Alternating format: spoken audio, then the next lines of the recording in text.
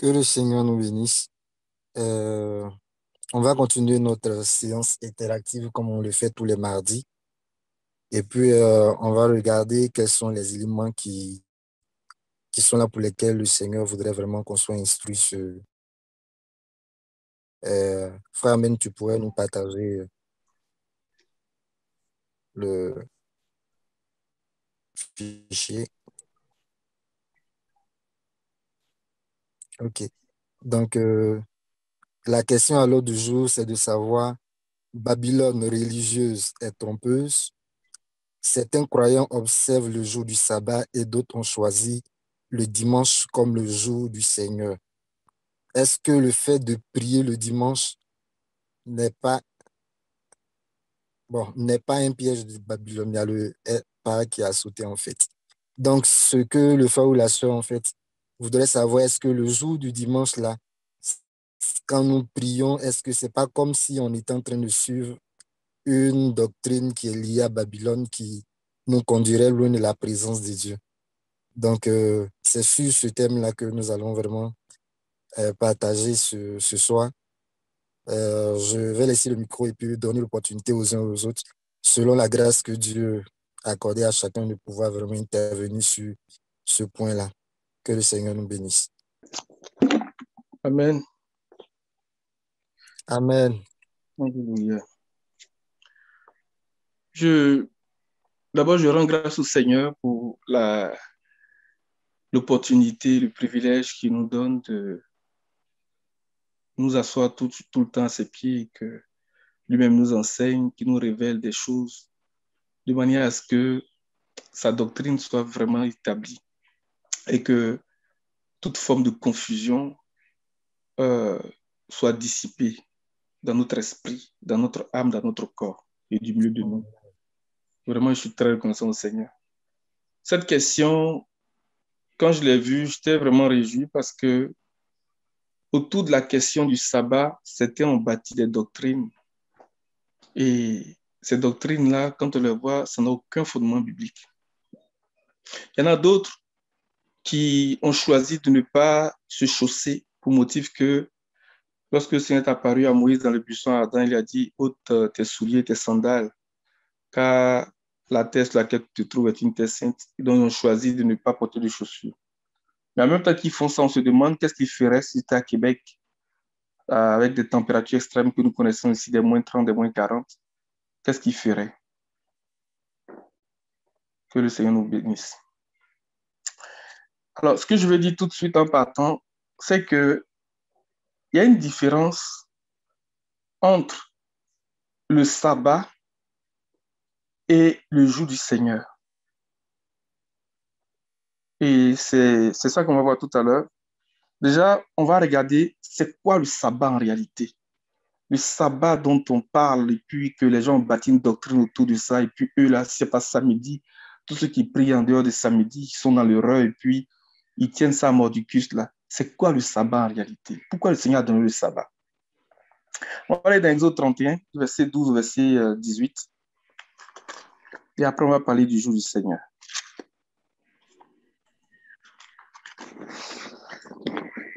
Exode 31. Versets 12 à 18. Oui. Mais tu vas aller tranquillement parce que il y a des choses. Vas-y. L'Éternel dit à Moïse, transmets ces instructions aux Israélites. Vous observerez bien mes sabbats, car ce sera entre moi et vous au fil des générations, un signe auquel on reconnaîtra que je suis l'Éternel qui vous considère comme saint. Alléluia. Regardez bien. Il dit, l'Éternel dit à Moïse, transmets ces instructions aux Israélites. Vous observerez bien mes sabbats, car ce sera entre moi et vous au fil des générations un signe auquel on reconnaîtra que je suis l'Éternel qui vous considère comme saint.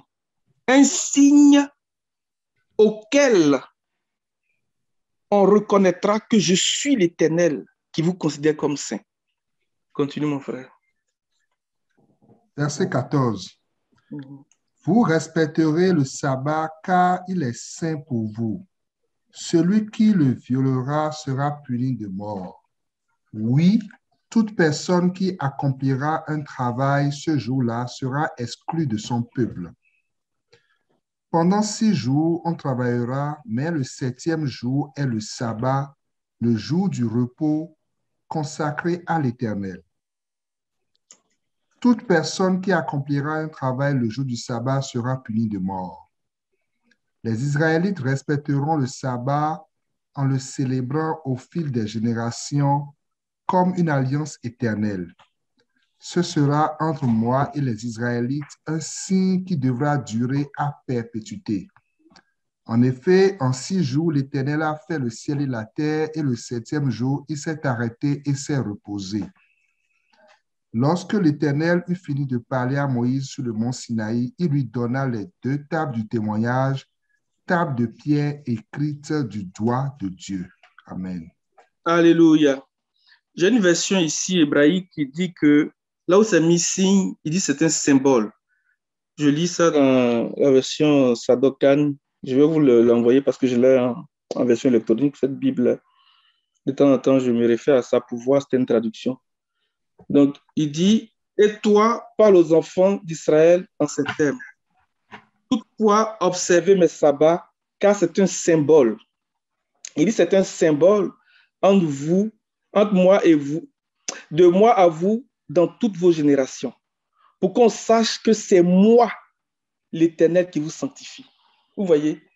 Donc, il dit que le sabbat est un signe, est un symbole pour reconnaître quelque chose, pour reconnaître que c'est le Seigneur lui-même qui nous sanctifie. Lorsque le Seigneur vient dans les jours de sa chair, on va faire le parallèle avec Matthieu 12, à partir du verset 6 par là. Lorsque le Seigneur était venu dans les jours de sa chair pendant son ministère terrestre, le Seigneur faisait beaucoup de signes miraculeux, particulièrement le jour du sabbat. Mais en fait, c'était pour montrer à Israël que c'est lui le Seigneur. Parce que dans ce qu'on a lu dans Exode, là, il dit que c'est un signe entre moi et vous, pour que vous reconnaissiez, par lequel on reconnaîtra que c'est moi l'Éternel. Le Seigneur fait beaucoup de miracles. Tous les miracles ne sont pas des signes, mais il y a des signes qui sont des miracles. Il y a une différence. Il y a certains miracles qui ont été appelés signes miraculeux. Et je vais vous partager 8 signes miraculeux que le Seigneur a accomplis, que le Seigneur a opéré, pour donner la preuve à Israël que c'est lui le Seigneur, celui qui devait venir. Selon la prophétie d'Ésaïe 35, qui dit que l'Éternel lui-même viendra pour vous sauver. Il viendra lui-même pour vous sauver. Donc, à travers ces signes-là, à travers ces miracles qui étaient des signes, Israël devait reconnaître que c'est lui-même le Seigneur qui était là. Et malheureusement, et encore malheureusement, ils ne l'ont pas reconnu. Cela nous interpelle à faire attention à la parole prophétique, à faire attention lorsque nous lisons les Écritures. Il y a une lecture qui nous donne la révélation, nous donne la connaissance, l'intelligence de ce que Dieu est en train de faire et qui nous fait connaître le Seigneur et qui nous garde de l'erreur. C'est pour ça que dans Jean chapitre 15, il va dire ceci. Laisse-moi trouver le verset. Il dit que si je n'étais pas venu et que je n'avais pas fait parmi eux des miracles qu'aucun autre n'avait fait, ils ne seraient pas coupables. Mais maintenant, ils les ont vus, ils les ont reconnus et ils ont refusé d'accepter. Ils sont coupables. La même chose est sensiblement dite aussi dans le chapitre 10. Quand il dit que, on va d'abord lire dans Jean chapitre 10 là, si je vais trouver le verset dans le chapitre 15 là, Jean chapitre 10. À partir du verset 30.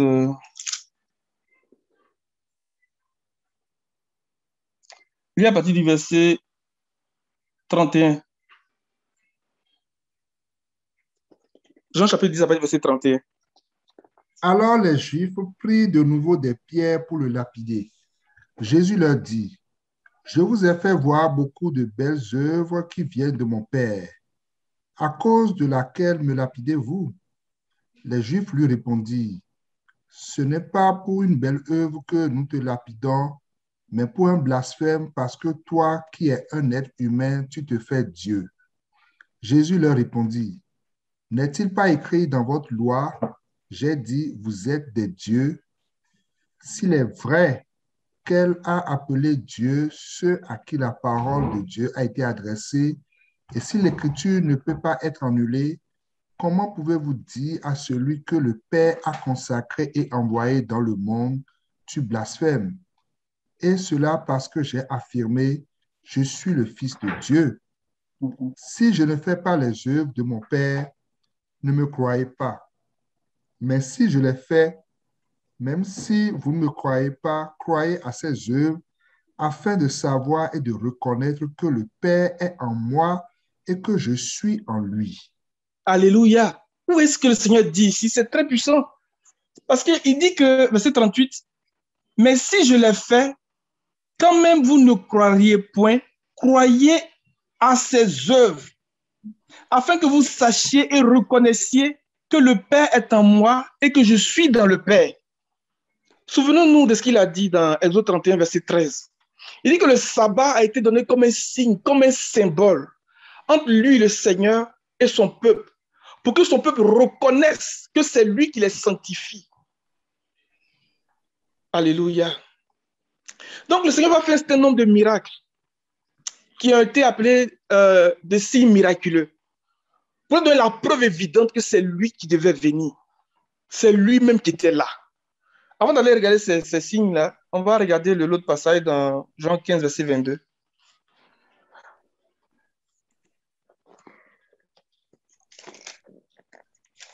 Si je n'étais pas venu et ne leur avais pas parlé, ils ne seraient pas coupables. Mais maintenant, ils n'ont aucune excuse pour leur péché. Vas-y. Celui qui me déteste, déteste aussi mon Père. Si je n'avais pas fait parmi eux des œuvres qu'aucun d'autre n'a faites, ils ne seraient pas coupables. Mais maintenant, ils les ont vus et ils nous ont détestés, moi et mon Père. Alléluia. Ce verset est vraiment pertinent, très puissant. Il dit, si je n'avais pas fait parmi eux des œuvres que nul autre n'a faites, ils n'auraient pas de péché. Mais maintenant, ils les ont vus et ils ont haï, et moi et mon Père.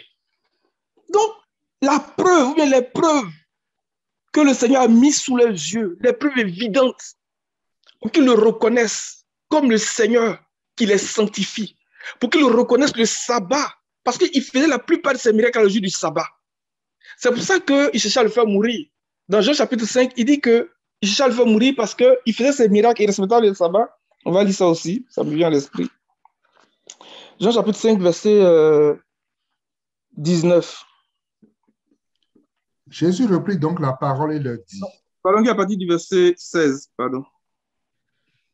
C'est pourquoi les Juifs poursuivaient Jésus et cherchaient à le faire mourir parce qu'il avait fait cela le jour du sabbat. Verset 17. Cependant, Jésus leur répondit, mon Père est à l'œuvre jusqu'à présent, moi aussi je suis à l'œuvre. Voilà pourquoi les Juifs cherchaient encore plus à le faire mourir, parce que non seulement il violait le sabbat, mais il appelait aussi Dieu son propre Père, se faisant lui-même égal à Dieu. Jésus reprit donc la parole et leur dit, en vérité, je vous le dis, le Fils ne peut rien faire de lui-même, sinon ce qu'il voit le Père accomplir. Alléluia. Donc, nous sommes en train d'établir le fait que le sabbat là, le Seigneur a donné le sabbat comme un symbole, comme un signe de l'alliance entre lui et son peuple. Il a dit que c'est une alliance perpétuelle. Et c'est une alliance par laquelle il devait reconnaître lui le Seigneur. Et donc, on va regarder rapidement les quelques signes miraculeux. Tous les miracles ne sont pas des signes, mais il y a des miracles qui sont des signes. Alléluia. Et donc, ce sont ces signes-là que je veux partager. Donc, le premier miracle, le premier signe miraculeux, c'est lorsque le Seigneur a changé l'eau en vin. Dans Jean, chapitre 2, du verset 1 au verset 11. On va pas le lire, je vais donner les références, sinon ça va être trop long. Le deuxième signe miraculeux, c'est la guérison du fils de l'officier romain. Donc, dans Jean chapitre 4, verset 46 au verset 54. Le troisième signe miraculeux, c'est la guérison du paralytique de Bethesda, à la piscine de Bethesda. Jean 5, verset 1, verset 16. Le quatrième, c'est la multiplication des pains, dans Jean 6, verset 5, verset 14. Ce signe-là devrait interpeller Israël, particulièrement ce signe-là, parce que ça évoque l'épisode de la manne dans le désert pendant 40 années.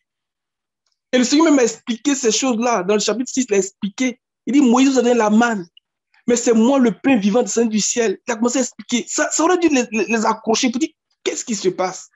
La multiplication du pain. Le Seigneur a nourri la multitude dans le désert à travers la manne, tous les jours pendant 40 années. Ils ne l'ont pas reconnu à travers ce signe miraculeux-là. L'autre signe miraculeux, c'est lorsque le Seigneur a marché sur les eaux. Donc, dans Jean 6, le verset 15 au verset 21. Remarquez que tous ces signes-là, nous les prenons dans le chapitre de l'évangile selon Jean, parce que c'est l'évangile qui donne la preuve de la divinité du Seigneur. Le récit des 4 frères, donc Matthieu, Marc, Luc et Jean, nous montre des attributs du Seigneur. Matthieu va présenter le Seigneur comme le roi. C'est pour ça qu'il a dit que généalogie de Jésus-Christ, fils de David, fils d'Abraham. Donc en disant fils de David, il tente de dire que le Seigneur est roi. Fils d'Abraham pour dire qu'il était juif. Alléluia. Et Marc qui va présenter le Seigneur comme le parfait serviteur. Donc à l'image du taureau, à l'image du buffle, selon Ézéchiel chapitre 1. Et Luc qui va présenter le Seigneur comme le parfait homme. Luc était médecin. Donc, il avait vraiment les qualités, les aptitudes pour parler de l'humanité du Seigneur, parler du Seigneur dans son humanité. Et Jean va présenter le Seigneur de sa divinité. Au commencement, la parole existait déjà. La parole était avec Dieu, la parole était Dieu. Tout ce qu'il dit là, dans l'évangile des Jean, là, Jean présente le Seigneur comme Dieu. Donc, en regardant tous ces signes miraculeux-là dans l'évangile selon Jean, c'était pour donner la preuve évidente de la divinité du Seigneur. Et ces 4 évangiles aussi, nous faisons le lien avec les 4 couleurs de la porte d'entrée du tabernacle. Donc, la couleur pourpre, la couleur cramoisie et le fin lin, donc le blanc, et la couleur bleue. Alléluia. Nous continuons. Et je crois dans le psaume 89, il dit quelque part là-bas que tu as dompté les eaux. Vous voyez? Et le Seigneur vient, il marche sur les eaux. Il calme le vent, il calme la tempête. Tout ça pour donner la preuve que c'est lui. Donc, à travers le sabbat, le jour du sabbat pour les Juifs, là, il faisait ces signes-là pour leur dire que c'est moi, c'est moi. Mais ils ne l'ont pas reconnu. Il dit qu'ils ont vu toutes ces choses, mais ils l'ont détesté. Lui et son Père. Et à cause de cela, leur péché reste. Donc, l'autre signe miraculeux, c'est la guérison de l'aveugle né, dans Jean chapitre 9, verset 1, verset 34. Et l'autre signe miraculeux, c'est la résurrection de Lazare, dans le chapitre 11, verset 1, verset 44. Et l'autre signe qu'on pourrait rajouter aussi, c'est la pêche miraculeuse que les disciples ont faite. Donc, dans Jean chapitre 21, qu'on retrouve aussi dans Luc, lorsque le Seigneur a appelé ses disciples au début. Donc, tous ces signes, c'était pour donner la preuve que c'était lui qui devait venir. Mais aujourd'hui, les gens ont bâti une doctrine autour du sabbat en disant que le sabbat, c'est le samedi. Donc, prier un autre jour que le sabbat, c'est être en désaccord ou bien c'est en contradiction avec la parole du Seigneur. Mais l'apôtre Paul nous dit dans Colossiens que toutes ces choses-là, le sabbat, d'abord avant d'aller lire ça, on va lire dans Matthieu, là, parce que le Seigneur là, explique ces choses-là. Dans Matthieu, chapitre 12, à partir du verset 6. Matthieu 2. 12, à partir du verset 6. Or, je vous le dis, il y a ici plus grand que le temple. Si vous saviez ce que signifie « Je désire la bonté et non les sacrifices », vous n'auriez pas condamné des innocents. En effet, le Fils de l'homme est le Seigneur du sabbat. Vous voyez, le Fils de l'homme est le Seigneur du sabbat. C'est lui le Seigneur du sabbat. Il est là, le Maître même est là. Il met sous nos yeux des signes pour dire que c'est moi, je suis là. Il dit non. Il a compris des signes miraculeux du sabbat, donc pour ça, selon la loi, ça veut dire qu'ils n'ont même pas compris l'esprit de la loi. Et aujourd'hui, malheureusement aujourd'hui, c'est le cas de beaucoup de chrétiens. Nous ne comprenons pas l'esprit de la parole. Nous n'avons pas la pensée du Seigneur. Nous n'avons pas l'esprit de la prophétie. Que le Seigneur nous aide. Amen. Continue un peu dans Matthieu 6, là.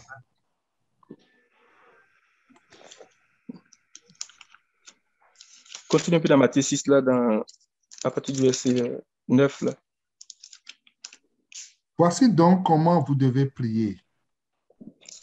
Notre Matthieu, Père- pardon, c'est Matthieu 12, Matthieu 6, excuse-moi. Matthieu 12, à partir du verset 9. Ouais. Jésus partit de là et entra dans la synagogue. Il s'y trouvait un homme qui avait la main paralysée. Il demandait à Jésus, est-il permis de faire une guérison le jour du sabbat? C'était afin de pouvoir l'accuser. Il leur répondit, lequel de vous, s'il n'a qu'une brebis et qu'elle tombe dans un trou le jour du sabbat, n'ira pas la retirer de là? Or, un homme vaut beaucoup plus qu'une brebis. Il est donc permis de faire du bien les jours de sabbat. Alors il dit à l'homme, tends la main. Il attendit et elle devint saine comme l'autre. Alléluia. Le Seigneur veut nous faire du bien, les amis. Il voulait faire du bien à son peuple, guérir son peuple et leur donner la preuve évidente que c'était lui qui était là. Et voici ce que l'apôtre Paul nous dit dans Colossiens chapitre 2. Il dit que le sabbat et toutes les autres choses que Israël observait comme une tradition, il dit que c'était l'ombre des biens à venir. Colossiens chapitre 2. À partir du verset... à partir du verset 15. Il a ainsi dépouillé les dominations et les autorités et les a données publiquement en spectacle en triomphant d'elles par la croix. Que personne donc ne vous juge au sujet du manger ou du boire ou à propos d'une fête, d'un nouveau mois ou du sabbat. Tout cela n'était que l'ombre des choses à venir, mais la réalité est en Christ. Alléluia. La réalité est en Christ. La réalité de toutes ces choses-là, c'est Christ lui-même. La loi est l'ombre des biens à venir et non l'exacte représentation de la réalité. Mais quelle est l'exacte représentation? C'est exactement ce que le Seigneur dit à Moïse. Il dit que s'il n'y a pas parmi vous un prophète là, c'est dans une vision, dans un rêve que je vais lui parler. Mais il n'en est pas ainsi de mon serviteur Moïse. Parce que je lui parle bouche à bouche, je lui parle face à face. Et je lui montre une représentation de moi-même. Vous voyez, c'est pour ça que Paul dit que tout ça, c'était l'ombre des biens à venir. Mais la réalité est en Christ. Christ est la réalité de toutes choses. Christ est la vérité de toutes choses. Alléluia. On va aller dans Hébreu. Hébreu 10. À partir du verset 1. La loi, en effet, possède une ombre des biens à venir et non l'exacte représentation de la réalité. Elle ne peut jamais, par l'offrande annuelle et toujours répétée des mêmes sacrifices, conduire à la perfection ceux qui y participent. Amen. Quand on va dans Nombre 12, Nombre 12, bas du verset 6, il dit que la loi est l'ombre des biens à venir et non l'exacte représentation de la réalité. La réalité est en Christ. La réalité, c'est Christ lui-même. Parce que le Seigneur va dire à Moïse il va dire à Aaron et à Myriam au sujet de Moïse qu'il lui montre une représentation de lui-même. Alléluia. Donc Christ est la réalité de toutes ces choses qui se faisaient dans l'Ancien Testament. Amen. Tu peux lire ça, mon frère. Et il dit, écoutez bien mes paroles. Lorsqu'il y aura parmi vous un prophète, c'est dans une vision que moi, l'Éternel, je me révélerai à lui. C'est dans un rêve que je lui parlerai. Ce n'est pas le cas avec mon serviteur Moïse. Il est fidèle dans toute ma maison. Je lui parle directement. Je me révèle à lui sans énigme et il voit une représentation de l'Éternel. Alléluia. Il voit une représentation de l'Éternel. Alléluia. Que le Seigneur nous bénisse. Alors, sur le conseil de l'apôtre Paul, dans Colossiens 2,16, là, il dit que personne ne nous juge au sujet du manger ou du boire, d'une fête ou des sabbats. Tout cela, c'était que l'ombre des biens à venir et non l'exacte représentation de la réalité. Parce que Christ est la réalité et nous sommes en Christ. Nous sommes en Christ. Alléluia. Donc le sabbat est pour nous. Les fêtes sont pour nous. Tout est pour nous et nous sommes à Christ. Que le Seigneur nous bénisse. Que le Seigneur donne la paix sur ces choses-là. On peut décider de dire, bon, nous là, on va prier lundi. Ce n'est pas ça qui va nous condamner. Ce n'est pas ça le problème. La réalité est en Christ. Tout est à nous. Nous sommes à Dieu, nous sommes à Christ. Amen. Amen. Amen. Comme les gens n'ont pas compris l'esprit de la loi, ils ont perverti, ils ont tordu le sens des Écritures pour leur perte à eux-mêmes. Mais que le Seigneur nous garde ces choses-là, au nom puissant de Jésus. Alors, c'est quoi le jour du Seigneur? Déjà, ce qu'il faut savoir, c'est que le jour du Seigneur, c'est ce qui a été traduit dans l'Ancien Testament par le jour de l'Éternel. Vous allez voir, quand vous allez regarder les écrits des prophètes, bien dans l'Ancien Testament, on va parler du jour de l'Éternel, du jour de l'Éternel. C'est ça que le Nouveau Testament appelle le jour du Seigneur. Ce n'est pas un dimanche, ce n'est pas un jour. Le jour du Seigneur, là, c'est ce que l'Ancien Testament traduit par le jour de l'Éternel. Mais en réalité, c'est quoi? Donc, le jour du Seigneur, c'est, on peut dire, l'ensemble des événements eschatologiques. L'ensemble des événements qui doivent arriver dans la suite des temps. Alléluia.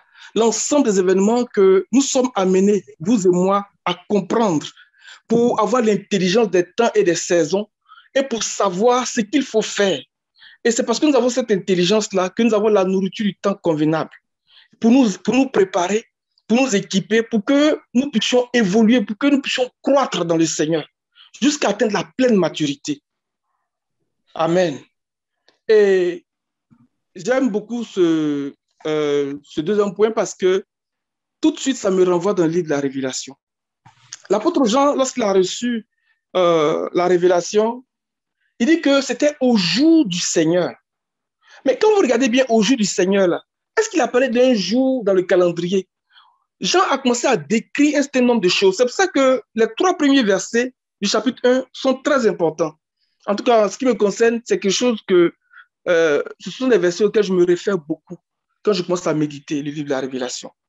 Frère, Amen, tu peux nous lire les 3 premiers versets et puis on va lire le verset 9. Lorsque Jean il dit que c'est au jour du Seigneur qu'il a été ravi en esprit. Dans la version là. Un instant, je vais... Est-ce que vous êtes là, les amis? Amen. Amen. Un instant. Alléluia. Je vais trouver le lien. C'est bon.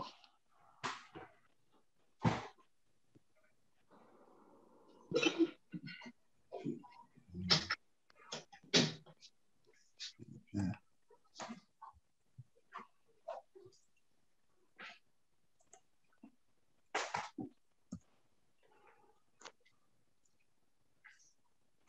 Apocalypse 1, verset 1. Oui. Verset 1, verset 3. Révélation de Jésus-Christ, ce livre dévoile les secrets que Dieu a confiés à Jésus-Christ pour qu'il les transmette à ses serviteurs et leur annonce les événements qui doivent arriver bientôt de façon soudaine et inattendue. Par l'intermédiaire de son ange, Jésus-Christ les a communiqués par signes et symboles à son serviteur Jean. Celui-ci a noté tout ce qu'il a vu en témoin oculaire fidèle. Il atteste la vérité de ce qu'il rapporte, à savoir la parole de Dieu et le témoignage rendu à Jésus-Christ. Alléluia. Merci au verset 9.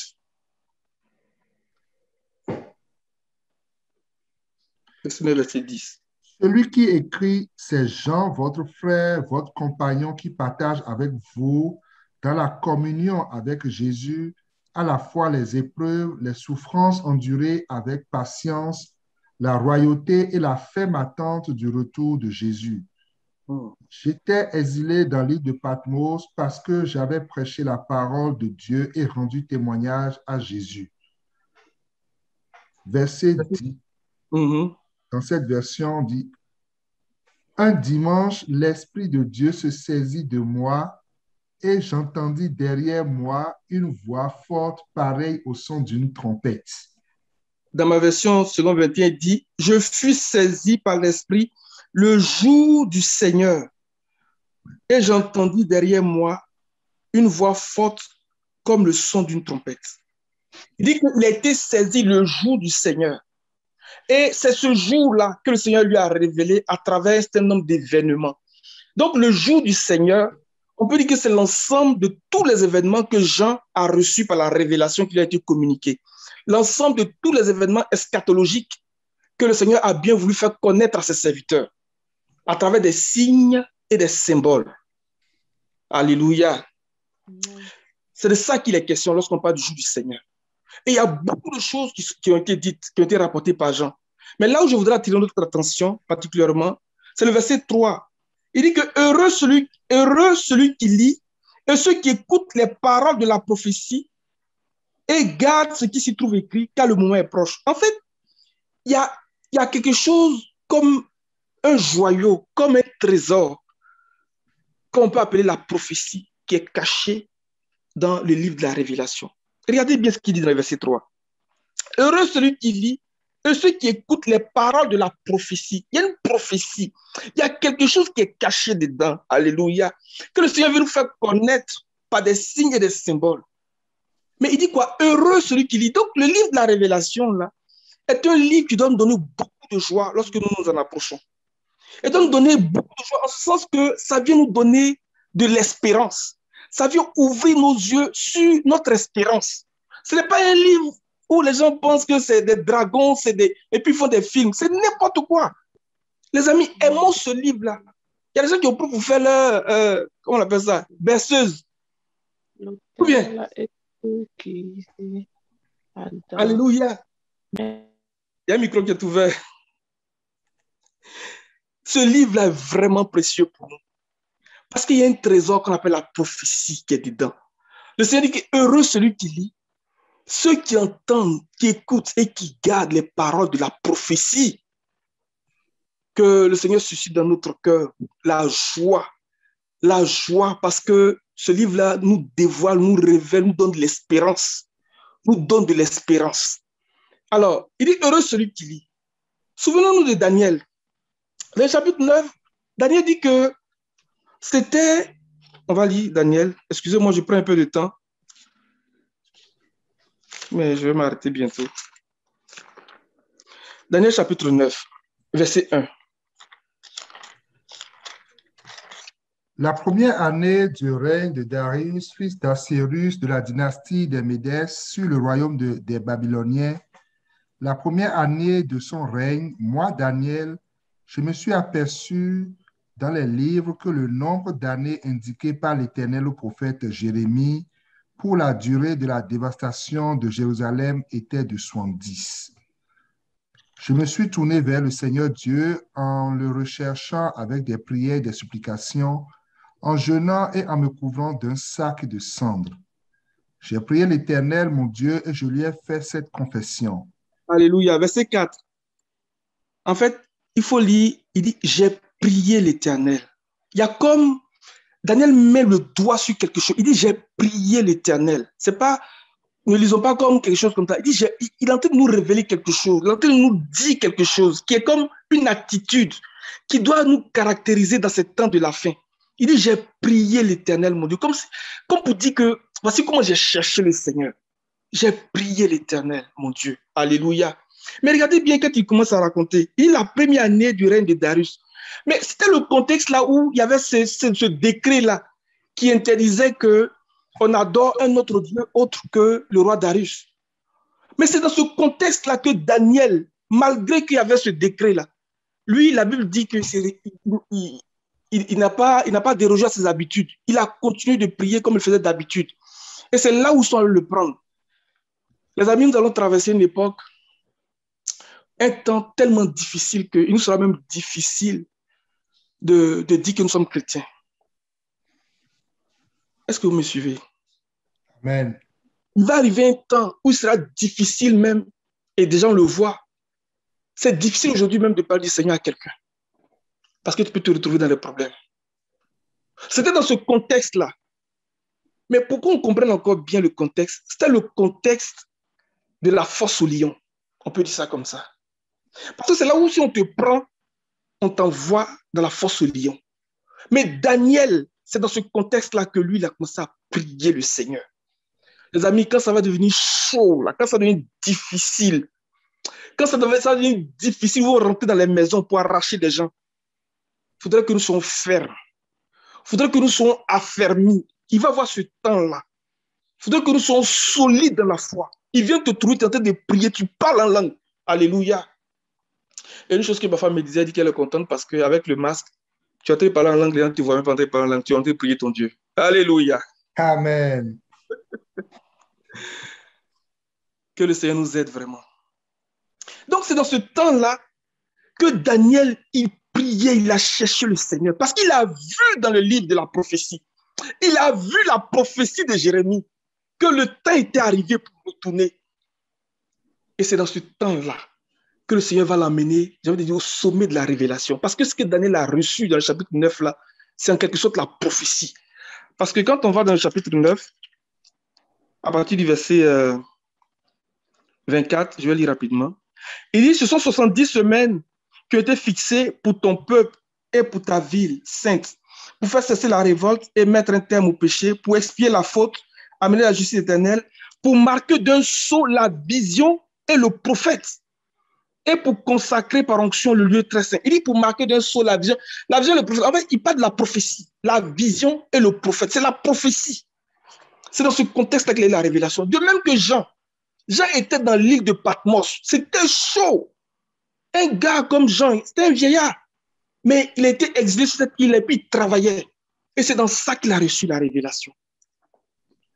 Les amis, commençons à nous fortifier de plus en plus dans la prière. Aimons la prière, aimons la méditation. Fouillons dans les livres des prophètes. Fouillons dans le livre de la révélation. Prions, crions après le Seigneur. Cherchons le Seigneur. J'ai prié l'Éternel, mon Dieu. J'ai cherché le Seigneur. Le Seigneur va se laisser trouver. Alléluia. C'est dans ça que Daniel a eu la révélation.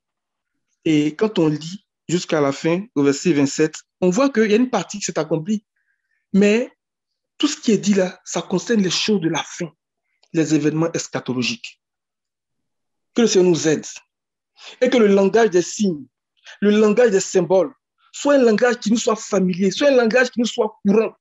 Tu lis et puis tu sais ce que le Seigneur veut dire. Tu comprends les choses. Et tu avertis, tu te prépares. Tu te prépares comme cette femme-là. Son vêtement devient blanc. Il n'y a même pas une tache d'huile. Alléluia. On dit qu'elle était dans les douleurs. Donc ça va être chaud à un moment donné. Ça va être vraiment chaud, les amis. Ce n'est pas amusement. C'est vrai. Je vais m'arrêter là pour l'instant. Donc, le jour du sabbat a été donné comme un signe, comme un symbole, pour qu'on reconnaisse que c'est le Seigneur qui nous sanctifie, c'est le Seigneur qui nous guérit, c'est le Seigneur qui nous restaure, c'est le Seigneur qui nous sauve, c'est le Seigneur qui nous fait du bien. Amen. Et le jour du Seigneur, ça part de l'ensemble des événements eschatologiques. Mais à travers le livre de la Révélation, le Seigneur veut nous comprendre ces choses-là par des signes et des symboles. Donc, c'est un langage qu'on doit comprendre, qu'on doit parler couramment. Que le Seigneur nous bénisse. Au nom de Jésus. Amen. Amen. Merci, frère Jean-Philippe, pour ton intervention qui nous éclaire sur la différence entre le sabbat et le jour du Seigneur. Comme tu l'as si bien résumé, le sabbat, c'est un signe que le Seigneur a donné à son peuple pour reconnaître que c'est lui, le Seigneur, qui nous sanctifie et que ce sabbat-là, nous sommes dans ce sabbat avec le Seigneur et nous sommes maîtres de ce sabbat également avec le Seigneur. Donc, ce ne sont pas en fait les lois telles que écrites qui devraient faire foi, comme certains l'auraient mal compris pour en faire en fait une dogme ou bien une fausse doctrine. C'est que le Seigneur nous donne l'opportunité de le prier en tout temps, en tout lieu. Et concernant le jour du Seigneur, c'est que le jour du Seigneur, c'est l'ensemble des choses à venir que le Seigneur lui-même a montré en fait à Jean, dans lesquelles nous devons plonger vraiment nos regards, chercher à les comprendre à travers une intimité avec le Seigneur, comme tu as donné l'exemple de Daniel, même quand les moments seraient vraiment difficiles, de demeurer dans cette intimité pour chercher avec l'esprit de la prophétie, de comprendre les choses qui sont cachées. Je vais donc céder le micro à d'autres personnes, à d'autres frères et sœurs qui certainement auraient à intervenir sur le sujet. Que le Seigneur nous bénisse. Amen. Je bénis vraiment le Seigneur pour ce que le frère Jean-Philippe vient de donner là, pour le niveau prophétique de la parole. Et vraiment, c'est la lumière qui doit nous guider vraiment, rechercher en fait le niveau prophétique de la parole, parce que c'est le niveau prophétique de la parole qui transforme. C'est la parole prophétique qui véhicule vraiment la vie de Dieu, la puissance de Dieu, parce qu'elle nous révèle en fait le plan de Christ. Elle met l'accent en fait sur les choses qui sont importantes pour le Seigneur. Et ces choses qui sont importantes pour le Seigneur là, c'est ce qui est aussi important pour notre rédemption. Donc, tout ce qui est aux alentours là sont des choses qui viennent souvent nous distraire, qui viennent souvent nous retarder. Donc, nous prions que le Seigneur nous aide vraiment, qu'il nous donne des niveaux prophétiques de la parole. Amen. C'est un sujet qui a été beaucoup repris dans certains enseignements, même des frères, des ministères qui sont venus, qui nous ont enseigné sur ces choses-là. Je pense que ce n'est pas peut-être des thèmes qui sont mis pour dire qu'on parle de sabbat aujourd'hui, mais il y a des thèmes vraiment dans lesquels ils ont développé ou également on a développé dans certains messages. Je vais faire des résumés sur certains points qui ont été déjà développés et puis rajouter aussi d'autres points qui vont nous aider. Je ne vais pas être vraiment long aussi pour permettre à d'autres frères de pouvoir aussi parler. Et on sait que notamment l'observation du Shabbat, dont a parlé le frère Jean-Philippe, là, ça vient des 10 commandements, notamment de la troisième loi morale, donc des 10 commandements que Dieu a énumérés sur le mont Sinaï et qu'il a donné au peuple d'Israël. Amen. Quand on va par exemple dans Exode chapitre 20, le verset 8 au verset 11.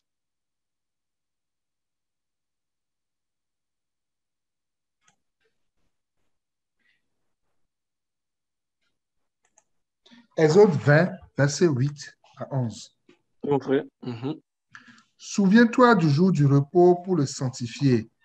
Tu travailleras 6 jours et tu feras tout ton ouvrage. Mais le 7e jour est le jour du repos de l'Éternel, ton Dieu. Tu ne feras aucun ouvrage, ni toi, ni ton fils, ni ta fille, ni ton serviteur, ni ta servante, ni ton bétail, ni l'étranger qui est dans tes portes. Car en 6 jours, l'Éternel a fait les cieux, la terre et la mer, et tout ce qui y est contenu, et il s'est reposé le 7e jour. C'est pourquoi l'Éternel a béni le jour du repos et l'a sanctifié. Amen. Donc, on voit que dans l'Ancien Testament ici, et c'est ce que le frère vient de lire, on voit que les Israélites, ils avaient droit à travailler 6 jours. C'est-à-dire, durant les 6 jours-là, ils devaient s'occuper de leurs propres affaires. Donc, des affaires de ce monde. Amen. Des affaires de la chair. Ils devaient s'occuper de leurs propres affaires. Amen. Mais il est dit que le 7e jour était réservé au repos. Donc, au repos, comprenons par là, au repos en Dieu, au repos dans sa parole. Amen. C'est-à-dire, on ne devait plus faire les choses, ses propres affaires. On ne devait plus faire, en fait, les choses de ce monde. On devait se reposer en Dieu. Amen. Dans Actes chapitre 15, verset 21, par exemple, si on lit là-bas, on verrait que il est dit là-bas que les jours du Shabbat, on lit Moïse, c'est-à-dire on lit la parole. Amen. Pour dire qu'Israël s'est reposé dans la parole. Amen. Donc dans la loi. On va aller dans Actes 15, verset 21. Car depuis bien des générations, Moïse a dans chaque ville des gens qui le prêchent, puisqu'on le lit tous les jours de sabbat dans les synagogues. Amen. Donc quand le Seigneur parle de la troisième morale qu'il a énumérée sur le mont Sinaï, alléluia, donc c'est le jour de Shabbat, c'est une des activités qui est donnée ici dans Actes 15, verset 21, car depuis bien des générations, Moïse a dans chaque ville des gens qui le prêchent, puisqu'on le lit tous les jours de Shabbat dans les synagogues. C'était un jour où on lisait la loi. Amen. Donc, pour être en communion avec Dieu. Alléluia. Et donc, les jours de Shabbat, donc, c'était fait donc, pour se reposer dans la parole de Dieu. Alléluia. Et dans Isaïe 58, par exemple, le Seigneur aussi parle du jour de Shabbat comme un jour de jeûne. Il parle de cela comme un jour de jeûne. Alléluia. Et en fait, tu peux lire Isaïe 58, verset 3, et après, tu vas lire le verset 13. Donc, pour faire un lien pour montrer que le jour de jeûne dont tu parles ici, là, c'est vraiment le jour de Shabbat. Donc, c'est un jour aussi où on reposait son âme, son corps, son âme dans le jeûne, où on cherchait à avoir une relation, une intimité avec le Seigneur. Alléluia. Tu peux y aller, mon frère. Isaïe 58, 3, et puis après le verset 13. Que nous sert de jeûner si tu ne le vois pas, de mortifier notre âme si tu n'y as point égard? Voici le jour de votre jeûne, vous vous livrez à vos penchants et vous traitez durement tous vos mercenaires. Verset 13. Si tu retiens ton pied pendant le sabbat pour ne pas faire ta volonté en mon saint jour, si tu fais du sabbat tes délices pour sanctifier l'Éternel en le glorifiant, et si tu l'honores en ne suivant point tes voies, en ne te livrant pas à tes penchants et à de vains discours, alors tu mettras ton plaisir en l'Éternel, et je ferai monter sur les hauteurs du pays, et je te ferai monter sur les hauteurs du pays, je te ferai jouir de l'héritage de Jacob ton père, car la bouche de l'Éternel a parlé. Amen. Donc, il y a une précision ici sur le jour du Shabbat quand on lit le verset 13. Amen. D'ici, tu retiens ton pied pendant le Shabbat pour ne pas faire ta volonté. Donc, ils avaient 6 jours là pour faire leur volonté, vous comprenez? Pour faire leur volonté. Mais le jour du Shabbat, ils ne devaient pas faire leur volonté. Il dit, en mon saint jour, si tu fais du Shabbat tes délices pour sanctifier l'Éternel en le glorifiant, et si tu l'honores en ne suivant point tes voies et ne te livrant pas à tes penchants et à des vains discours. Et par la suite, il dit, voici ce qui va t'arriver. Amen. Donc, ils avaient 6 jours, ils faisaient leur affaire et tout ça. Mais le 7e jour, c'était un jour vraiment. Mais vous comprenez que quand le Seigneur est en train de parler, il est en train de parler de façon prophétique. Alors, il parle ici de façon prophétique. Amen. Donc, le Shabbat, c'était un jour de repos pour l'âme, un jour où le peuple recherchait le Seigneur. Donc, 6 jours pour travailler, pour faire ses propres affaires, pour faire sa propre volonté, mais un seul jour de repos, un seul jour où il fallait être dans le Seigneur, honorer le Seigneur, vraiment suivre ses voies. Vous comprenez? Donc, sanctifier le Seigneur. Amen. Mais quand on vient dans le Nouveau Testament, donc 6 jours pour travailler, un seul jour pour se reposer. Donc, comprenons par le repos là, ça dit en fait chercher le Seigneur. Parce qu'on dit Dieu a travaillé le 6e jour et il s'est reposé. C'est pourquoi le 6e jour, il faut sanctifier ce jour-là. Amen. Donc, 6 jours pour faire ses affaires et un seul jour pour chercher le Seigneur. Amen. Mais quand on vient dans le Nouveau Testament, qu'est-ce que nous dit le Nouveau Testament? On va aller dans Hébreux 4, verset 3. Ce sont les points que nous rappelons. Hébreux 4, verset 3.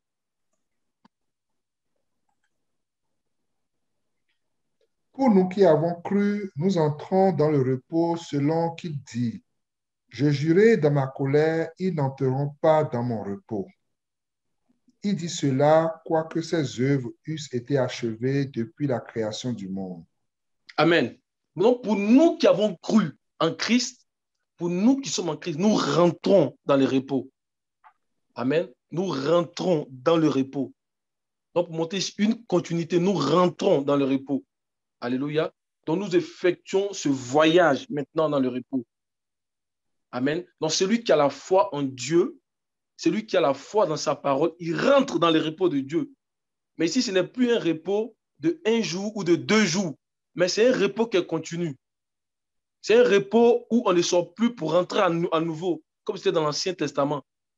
Hein, ils entraient un Shabbat, ils sortaient les autres jours, ils revenaient encore un Shabbat. Mais ici, on dit, pour nous qui avons que nous rentrons dans son repos. Alléluia. Donc, on entre. Amen. C'est une continuité. Alléluia. Dans l'alliance de l'Évangile. On demeure dans son repos. Alléluia. Et le psaume 40 qu'on connaît bien, il dit que le Seigneur m'a délivré de la boue et il a posé mes pieds sur le roc. Donc, je suis délivré et j'ai les pieds sur le roc. Donc, les pieds sur le roc qui nous parlent du début du voyage dans le repos. Amen. Donc, le roc nous parle de la nouvelle manière de vivre, mais c'est aussi le début du voyage dans le repos. Et tant qu'on se force de marcher sur ce roc-là, alléluia, on est dans le repos. Et Dieu nous élève dans ce repos jusqu'à ce qu'on devienne cette femme, Apocalypse chapitre 12, où l'ennemi ne peut pas te toucher, le mal ne peut pas te toucher. Cette femme, elle est dans un grand repos. Alléluia. Donc, on voyage dans les repos. Donc, on ne sort plus pour rentrer, mais on entre. Et par la foi, on continue dans ce repos-là. Amen. Donc, on entre initialement et on continue. Et vous comprenez que j'ai pris ici le jour de Shabbat comme exemple. Mais à travers cet exemple-là, j'ai voulu que nous puissions comprendre. Nous avons compris. Et j'ai voulu montrer que ce n'est pas en fait prier le dimanche qui est un problème. Alléluia, ce n'est pas de là qu'il vient le problème. Le problème vient lorsqu'on considère le jour de dimanche comme au-dessus des autres jours. Amen, comme plusieurs le font. Alléluia. Donc, quand on considère le jour de dimanche comme supérieur aux œuvres, c'est-à-dire lundi, mardi, à ce moment, ça devient un problème. Alléluia. Lorsqu'on considère que c'est un jour propice pour s'approcher de Dieu et les autres jours ne sont pas des jours propices, ça devient un problème. Amen. Pour celui qui est devenu chrétien et qui a compris la parole prophétique, il va comprendre que chaque jour, on doit, en tant qu'enfant de Dieu, s'approcher de Dieu. Le Seigneur dit de prier sans cesse. Alléluia. Chaque jour est un jour propice pour s'approcher de Dieu. Alléluia. Moi, dans ma compréhension, et je sais que c'est la compréhension de plusieurs, j'ai toujours vu dimanche comme étant en fait le jour le plus accessible en fait pour réunir en fait plusieurs personnes. Amen. Les autres jours on travaille, voyez-vous. Donc j'ai toujours vu ça comme le jour le plus accessible pour réunir plusieurs membres de l'Église, hein, pour avoir en fait une activité ensemble, pour prier ensemble. C'est comme ça que j'ai toujours vu ça. Mais c'est pas parce qu'on reconnaît en fait le dimanche comme un jour sacré. Non, non, non. Par rapport à un autre jour. C'est pour cela qu'aussi on a des rencontres le mardi, on a des rencontres le vendredi. Mais parce qu'on travaille le matin, on le fait le soir. Alléluia. J'ai vu en fait comme en fait un jour propice où on peut avoir tout le monde. Même les samedis, il y a certains frères et sœurs qui travaillent. C'est pour cela. Non, c'est pas parce que on le considère comme un jour sacré. Parce que pour nous qui sommes là, on comprend que chaque jour, hein, on doit chercher le Seigneur. Chaque jour est propice. On doit toujours avoir, je vais dire, être toujours lié au Seigneur. Amen. Donc, pas un jour au-dessus d'un autre. Alléluia. Parce qu'on veut on veut être totalement dans les repos. On veut demeurer, alléluia, continuellement dans les repos du Seigneur. C'est vraiment important. C'est pour cela que lorsque l'auteur de l'Épître aux Hébreux, lorsqu'il commence à introduire les 6 doctrines fondamentales de la foi chrétienne, la première doctrine qu'il commence à développer, là, elle est vraiment importante. Elle est très, très importante. Pourquoi? Parce que cette doctrine-là, quand elle est bien comprise, quand elle est bien assimilée, elle ouvre la porte, en fait, pour bien progresser dans les autres doctrines qui sont citées par la suite. Amen. Vous dites que la bonne compréhension de la première doctrine qu'il développe là, ça permet en fait une véritable croissance en Christ. Amen. Et malheureusement, aujourd'hui, beaucoup n'ont pas compris cela. Alléluia. Mon frère, on va aller dans Hébreux chapitre 6. On va lire du verset 1 au verset 3. Et vraiment, je voudrais que le Seigneur nous aide à abandonner, je vais dire en fait, à abandonner les œuvres mortes. Les œuvres mortes, qui nous aident à abandonner les œuvres mortes. Alléluia. Qui nous aident vraiment à nous débarrasser des œuvres mortes.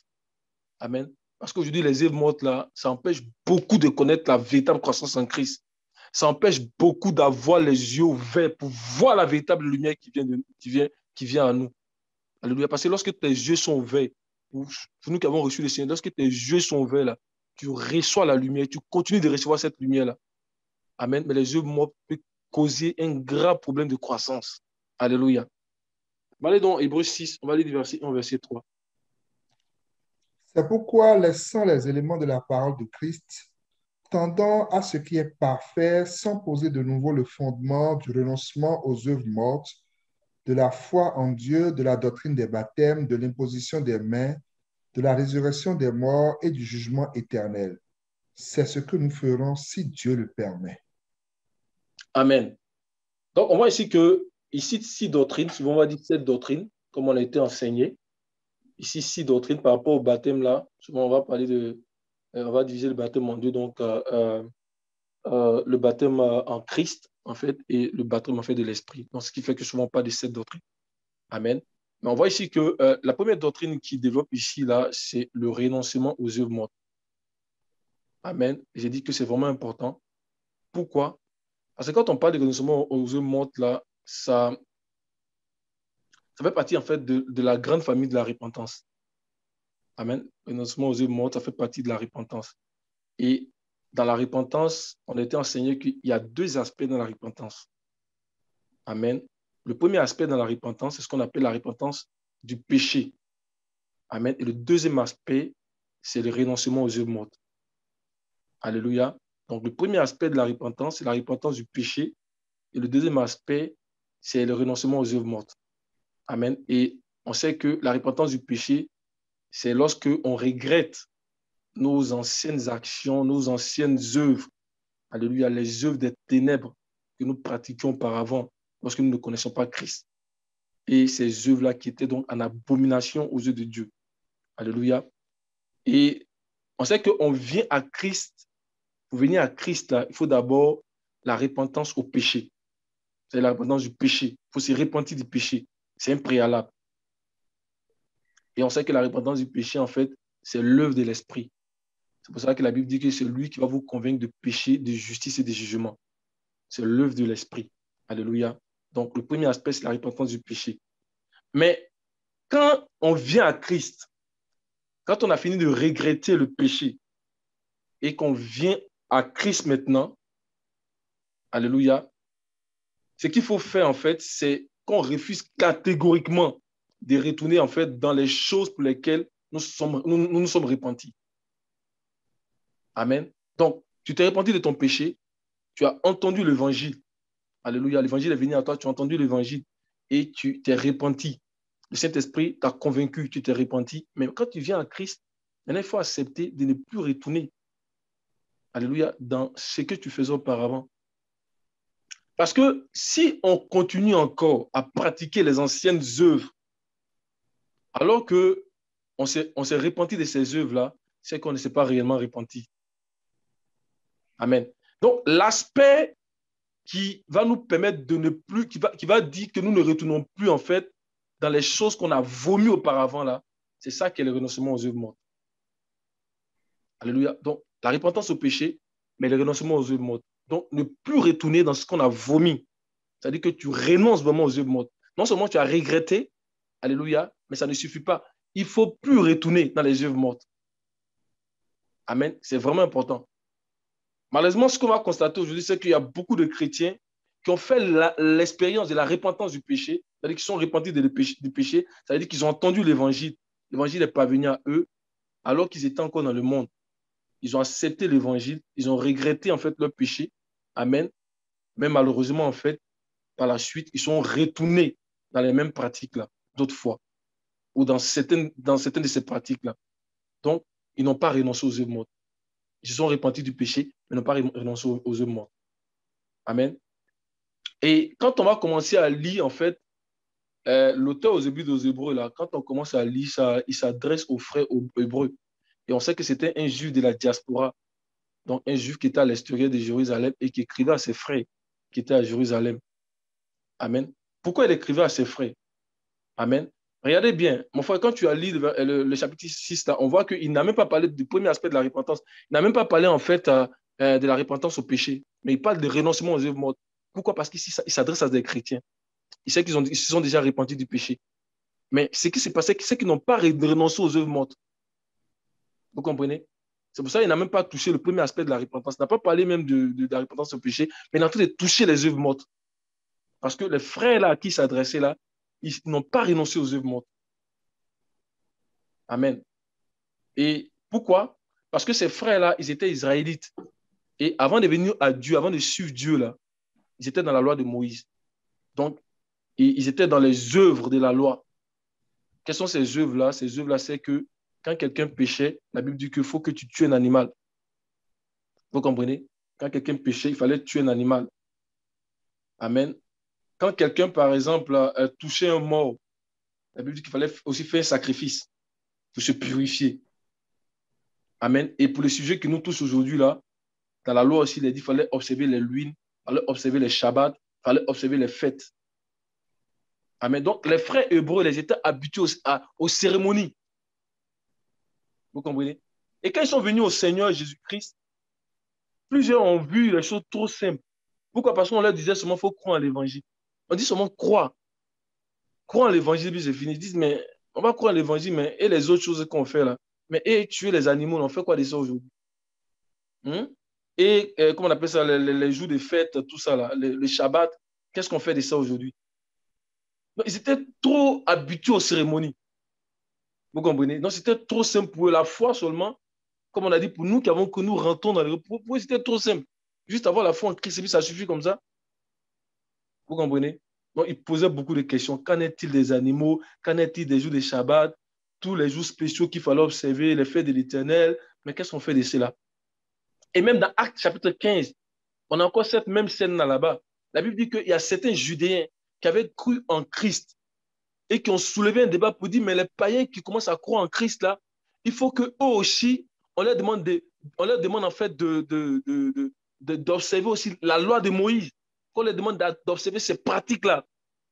Alléluia. Mais qu'est-ce que Pierre a répondu? On va aller dans Actes chapitre 15, on va aller du verset 7 au verset 11. Frère, la vie est simple. Christ nous a libérés, on est libre. On est libre. Ne nous remettons pas en fait sur notre joug. Il nous a libérés par l'évangile. On est libre, frère. Ne nous remettons pas sur notre joug. Alléluia. Il nous a vraiment libérés. Alléluia. Actes chapitre 15, versets 7 à 11. Une grande discussion s'étant engagée, Pierre se leva et leur dit, « Hommes frères, vous savez que dès longtemps Dieu a fait un choix parmi vous afin que par ma bouche, les païens entendissent la parole de l'Évangile et qu'ils crussent. Et Dieu, qui connaît les cœurs, leur a rendu témoignage en leur donnant le Saint-Esprit comme à nous. Il n'a fait aucune différence entre nous et eux, ayant purifié leur cœur par la foi. Maintenant donc, pourquoi tentez-vous Dieu en mettant sur le cou des disciples un jour que ni nos pères ni nous n'avons pu porter? Mais c'est par la grâce du Seigneur Jésus que nous croyons être sauvés de la même manière qu'eux. » Amen.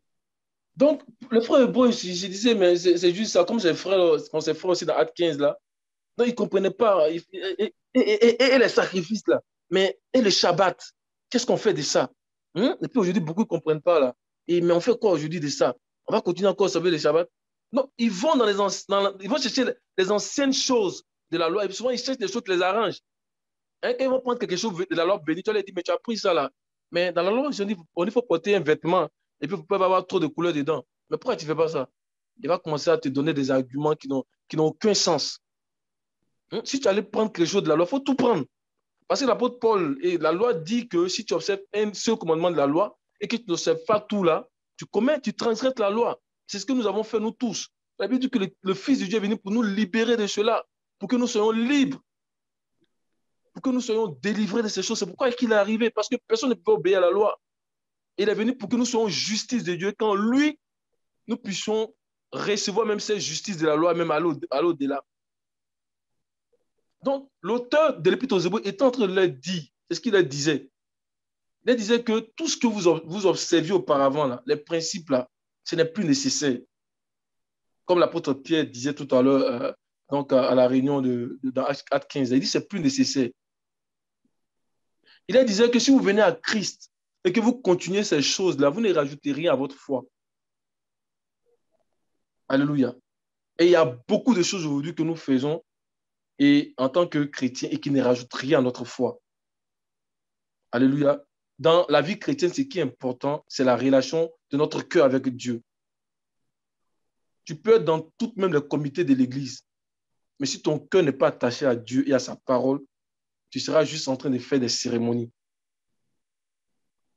Amen. Aujourd'hui, on trouve des gens qui continuent à s'habiller comme les sacrificateurs d'avant.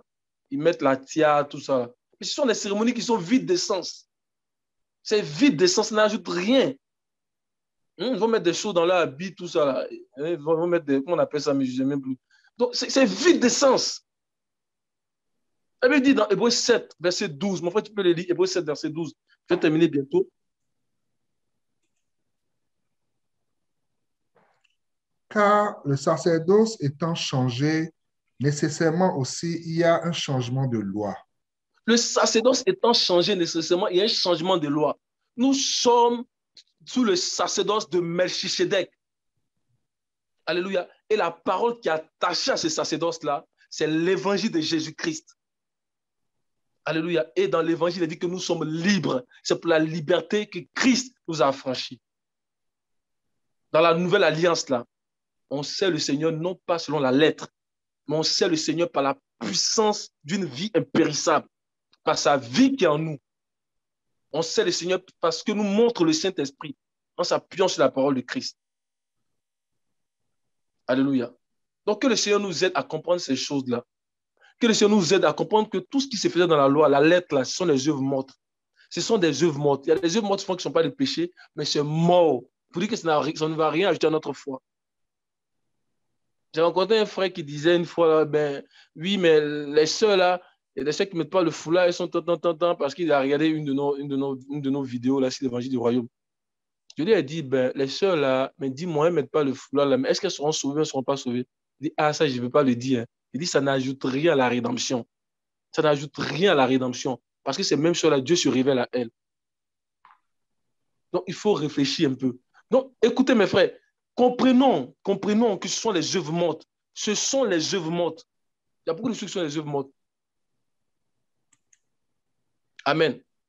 Il y a beaucoup de choses qui sont les œuvres mortes et qu'aujourd'hui, beaucoup retournent dans ces choses-là. Ça n'ajoute rien. Et souvent, ils vont trier, ils vont prendre des choses qui sont bien. Tu dis, mais l'autre, là, il ne sait pas quoi dire. Marchons par l'esprit. Marchons par l'esprit. En nous appuyant sur la parole, marchons par l'esprit. Et le Seigneur va vraiment nous aider. Alléluia. Que le Seigneur nous bénisse. C'est ce que j'avais à rajouter. Amen. Amen.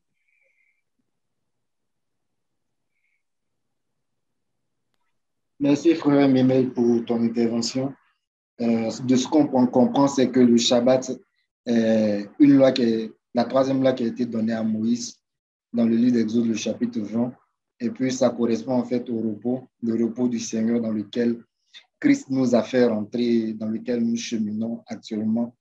Et donc, pour lequel nous ne sommes pas sous la loi, nous ne sommes pas sous une certaine doctrine qui nous imposerait un certain nombre de choses à faire comme cela a été fait dans l'Ancienne Alliance. Donc, nous sommes libérés en fait de cette doctrine-là, comme la Bible nous déclare de nous séparer des œuvres mortes, les œuvres mortes de la chair, tout ce qui est du rituel, du cérémoniel. Le Seigneur n'est pas dans ces choses-là. C'est vraiment la relation d'intimité que nous entretenons avec lui. C'est ce qu'il recherche de chacun de nous parce que nous sommes devenus sacrificateurs selon l'ordre de Melchisédek. Alors, je vais céder aussi le micro à d'autres frères et sœurs qui auraient certainement soit des questions ou bien d'autres interventions sur le sujet. Allô? Parfait, on t'écoute. Oui, vas-y. Je ne veux pas intervenir, mais c'est par rapport au sens de la question. C'est moi qui ai posé la question.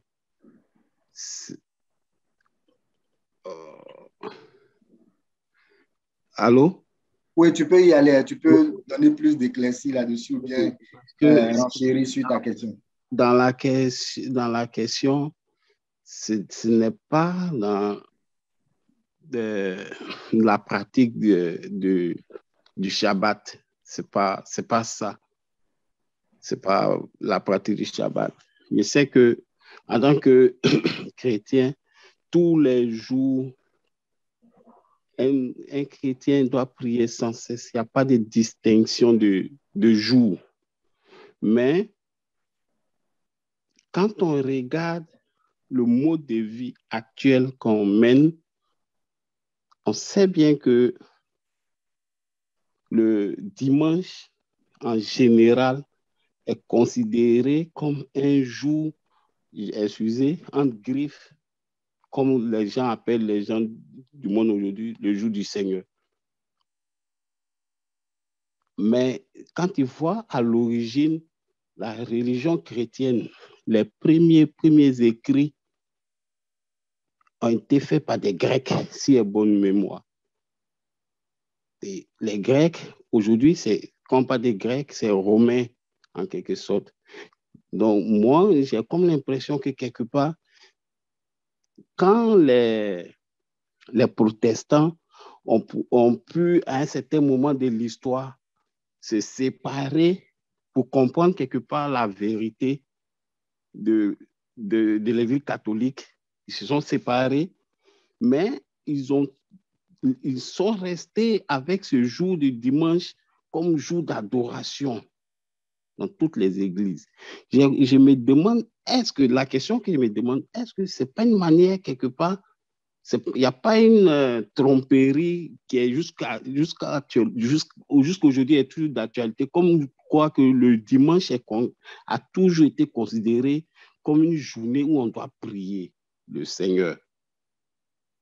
Dans l'intervention du frère Memel, il a dit effectivement On considère que c'est les dimanches que les gens ont le temps. Mais le samedi aussi, les gens ont le temps, sachant bien que samedi, dimanche, c'est 2 journées de repos. Mais quand ils regardent l'histoire, vendredi, c'est journée de repos pour les musulmans. Samedi, c'est journée de repos pour les juifs. Dimanche, c'est journée de repos pour Rome, pour Babylone. Voilà mon problème. Merci. Amen. Amen. Que le Seigneur soit béni. Si tu permets, frère Alou, je vais essayer de Oui, peut-être vas-y. des réponses. En fait, la question telle qu'elle est posée à plusieurs volets. Il y a le volet où, en expliquant comme les frères l'ont fait, de sabbat, pour montrer que le sabbat appartient à la loi. Et quand on parle de loi ici, on met l'emphase sur la loi de Moïse. Et l'évangile nous fait comprendre que ce qu'on a reçu comme évangile, là, ce n'est rien d'autre que l'évangile qui a été annoncé à Abraham. Or, la promesse qui a été faite à Abraham, c'est venu avant que la loi est venue plus tard. Donc, quand la promesse est accomplie, les éléments de la loi de Moïse, c'était comme des images pour préparer même l'accomplissement de la promesse. Donc, ce qui fait que quand la promesse est accomplie avec la venue personnelle du Seigneur, on a dit, on voit que la loi a trouvé son accomplissement dans le Seigneur. Et c'est ce qui a fait tomber, on va dire, ces silos-là, ces blocages-là.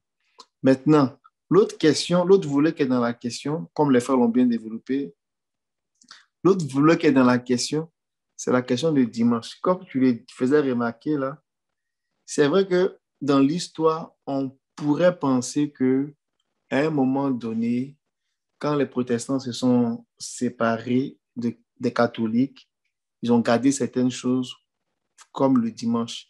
C'est vrai que quand ils se sont séparés des catholiques, il y a certaines pratiques qu'ils ont gardées. Et même aujourd'hui, ils sont encore attachés à ça.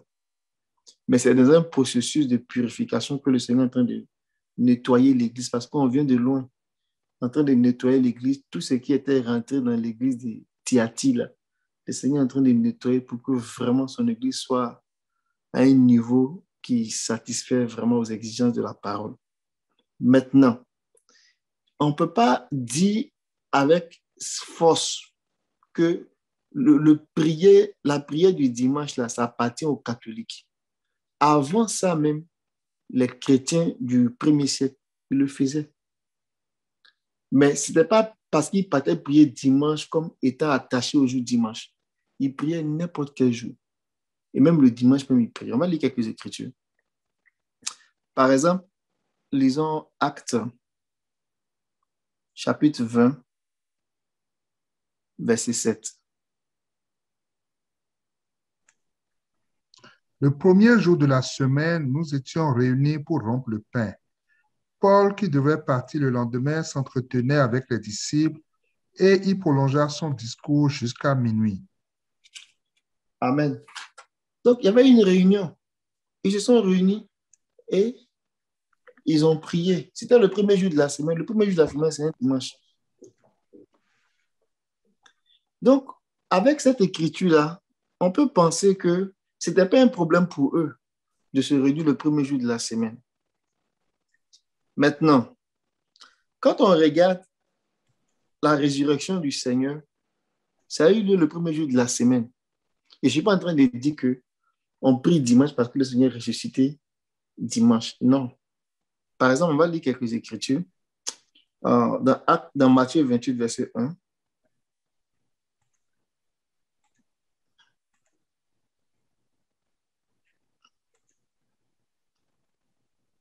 Après le sabbat, à l'aube du premier jour de la semaine, Marie de Magdala et l'autre Marie allaient voir le sépulcre.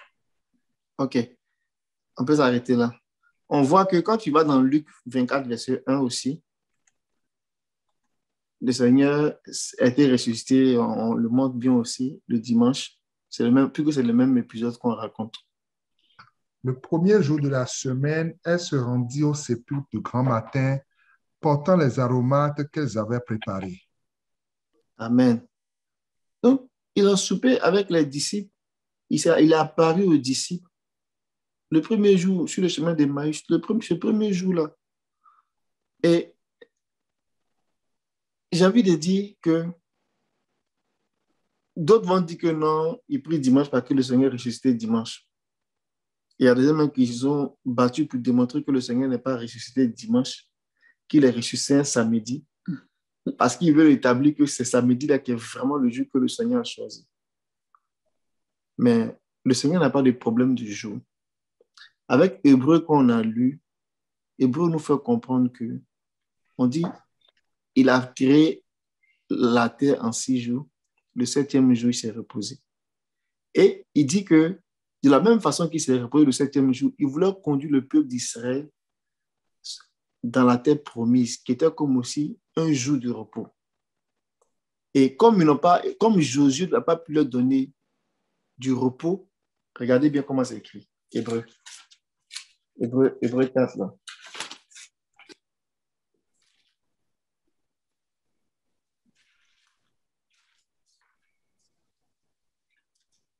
Verset 8 à 9.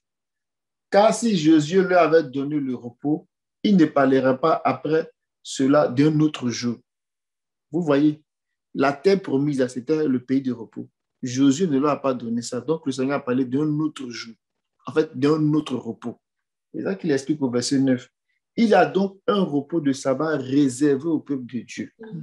Ce repos de sabbat-là, c'est ce que Christ est venu annoncer. Et comme le frère Jean-Pierre le disait, il y a eu beaucoup de signes miraculeux le jour de sabbat. Parce que, en fait, le sabbat, là, ça vient comme montrer vraiment le repos parfait dans lequel Dieu nous met. Que ce soit le repos de nos âmes, le repos par rapport au péché, par rapport à nos souffrances. C'est pour ça que dans l'ancienne alliance, là, quand on regarde le chiffre 7 associé au sabbat, là, on peut déceler des signes, des indices de repos. Par exemple, le 7e jour de la semaine, le 7e jour, on sait que c'est un jour de repos. Mais le 7e mois dans le calendrier de Dieu, c'était le mois où il y avait les 3 dernières fêtes qui viennent introduire l'homme dans son repos de la corruption et de la mort. C'est-à-dire que la trompette sonne, la 5e, la 6e, c'est l'expiation, et la 7e, on rentre dans la résurrection, dans le repos de notre corps, et on est dans le repos que Dieu veut. Et la 7e année était une année sabbatique. Et à cette année-là, on a annoncé la libération de l'esclavage et de la servitude. Après la 7e fois 7 années, la 49e année, on rentre dans une année de jubilé où on effaçait toutes les dettes, toutes les paroles qui ont été prononcées, les sentences, les jugements, on les renversait, tout, on ramenait tout à zéro. On rentrait dans une grâce, dans une grande grâce, dans un grand repos. Donc, on voit que le Seigneur annonçait dans la loi le repos à travers même la symbolique du sabbat ou du 7e jour, des choses comme ça. Mais quand Christ est venu, c'est l'accomplissement. Donc, depuis que Christ est venu, on est dans le sabbat. Amen. Ce n'est plus un samedi, ce n'est plus un dimanche, ce n'est plus un lundi. Tous les jours, on est dans notre sabbat. On est dans le sabbat, dans le repos. Et ce repos-là, on va rentrer pleinement dedans quand on sera configuré à son image et à sa ressemblance. Donc, ce n'est pas totalement vrai de dire que c'est Babylone qui a instauré le dimanche, mais les Écritures, par endroits, montrent que les frères se réunissaient, ils rompaient le pain le dimanche, ils se réunissaient même des fois aussi le samedi, ils rompaient, mais ils n'étaient pas attachés au jour, tout simplement parce que l'attachement au jour, là, ça faisait partie des œuvres mortes. Il n'y en avait plus de valeur là-dedans. La réalité étant en Christ, on se détachait de tout ce qui était, on va dire, les lois et coutumes comment dirais-je, de l'Ancien Testament. Maintenant, je termine avec cette conclusion dans 1 Corinthiens 9. pour nous faire réaliser, faire comprendre qu'il y a 3 dimensions, il y a 3 groupes, ou bien il y a 3 types de royaumes, si je peux dire ça comme ça. Et chacun de ces royaumes-là est gouverné par une loi. Dans 1 Corinthiens 9,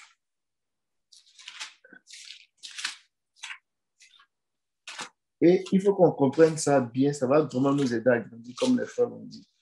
Dans 1 Corinthiens 9, verset 1 Corinthiens 9, verset 21, je crois. Verset 20 à 21. S'il te plaît, tu peux faire la lecture, mon frère. Avec les Juifs, j'ai été comme Juif, afin de gagner les Juifs. Avec ceux qui sont sous la loi, comme sous la loi, quoique je ne sois pas moi-même sous la loi, afin de gagner ceux qui sont sous la loi. Avec ceux qui sont sans loi, comme sans loi, quoique je ne sois point sans la loi de Dieu, étant sous la loi de Christ, afin de gagner ceux qui sont sans loi. Donc, ici, on voit qu'on a trois royaumes, si je peux dire ça comme ça. On a le royaume des sans-loi, c'est montré ici par les gentils, les nations, sans loi par rapport à la loi de Dieu. Et on a le royaume de ceux qui ont la loi de le peuple juif, avec tout ce que ça implique comme rituel, coutume et autres. Et on a le royaume des cieux, le royaume de l'Église, si je peux dire ça comme ça, qui lui aussi a sa loi, qui est la loi de Christ. Et la loi qui règne dans ce royaume-là, c'est la loi d'amour. C'est la loi d'amour. Et c'est aussi la loi de l'esprit. Et c'est aussi la loi de la justice. Donc, on n'est plus, quand on dit on n'est plus sous la loi, là, Acte 21 nous dit ça bien. Regardez un peu comment c'est amené. Dans Acte 15, là, il faut lire 21, mais je raconte quelque chose. Va dans 21, s'il te plaît. Acte 21. Dans Acte 15, vous allez vous rendre compte qu'il y avait la conférence de Jérusalem sur les questions de la loi, comment les chrétiens, les nouveaux convertis, comment est-ce qu'ils devaient se comporter. Ils ont débattu ces questions-là, ils ont tranché, ils ont donné des recommandations. Mais quand on est arrivé dans Acte 21, le problème était encore persistant. Et qu'est-ce qu'on racontait on racontait sur Paul? On trouvait que, tu peux dire s'il te plaît? Or, ils ont appris que tu enseignes à tous les Juifs qui sont parmi les païens à renoncer à Moïse, leur disant de ne pas circoncire les enfants et de ne pas se conformer aux coutumes. Amen. Si on prend la version, je crois, Darby, là où c'est marqué coutume, là, je ne sais pas si c'est Darby ou bien français courant, c'est marqué à ne pas se conformer à la loi de Moïse ou au commandement. C'est Martin. On dit, or, il dit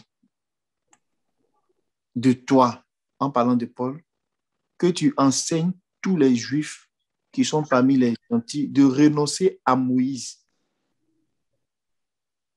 en leur disant qu'ils ne doivent point circoncire leurs enfants ni vivre selon les ordonnances de la loi.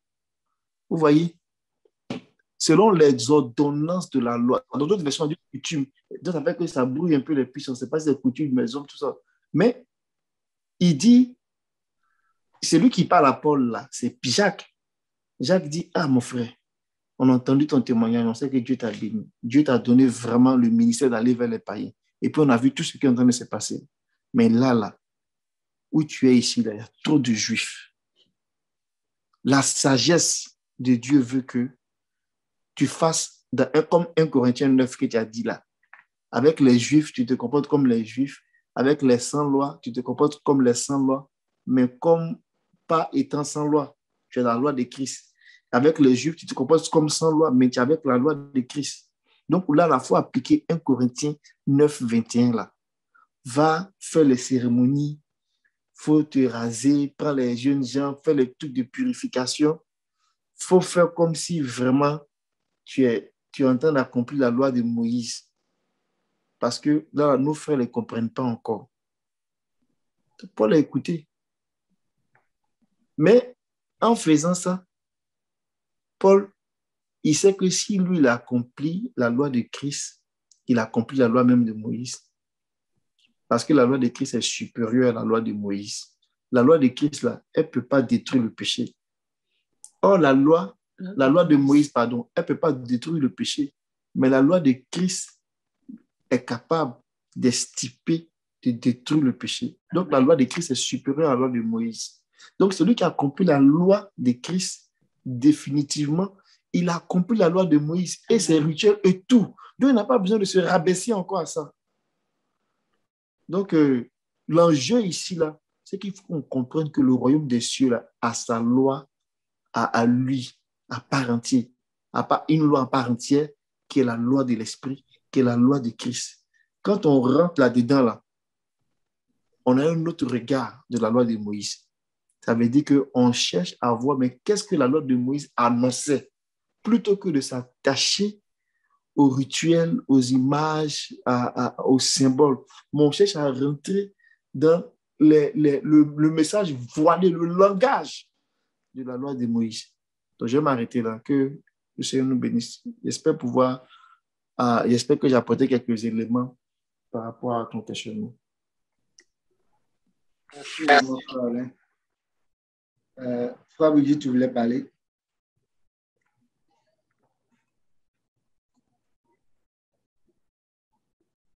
Ok. Que le Seigneur nous bénisse. Je pense qu'il est déjà 22 heures. Donc, on va arrêter pour aujourd'hui. Peut-être que la semaine prochaine, on reviendrait là-dessus s'il y a d'autres frères ou bien d'autres personnes qui ont des interventions sur le point, en passeront en fait à un autre point. Vraiment que le Seigneur rende notre compréhension fluide pour qu'on puisse vraiment aller au-delà des images et des symboles qui sont présentés dans la loi de Moïse. Que le Seigneur nous donne l'esprit de la prophétie pour comprendre ces choses et puis entrer vraiment dans le sabbat, demeurer dans le sabbat comme le Seigneur l'a dit, et puis vivre notre liberté que le Seigneur nous a accordée en Christ Jésus. On va prier le Seigneur, donc se soumettre à la grâce de Dieu, demander au Seigneur d'ouvrir notre intelligence chaque fois que nous sommes devant sa parole, qu'il nous permette de pouvoir la comprendre, de pouvoir la cerner dans sa totalité, de sorte qu'on ne soit pas la proie, en tout cas, de toute forme de fausse doctrine qui viendrait s'opposer à la nature vraiment de Christ en nous. Nous prions ensemble le Seigneur.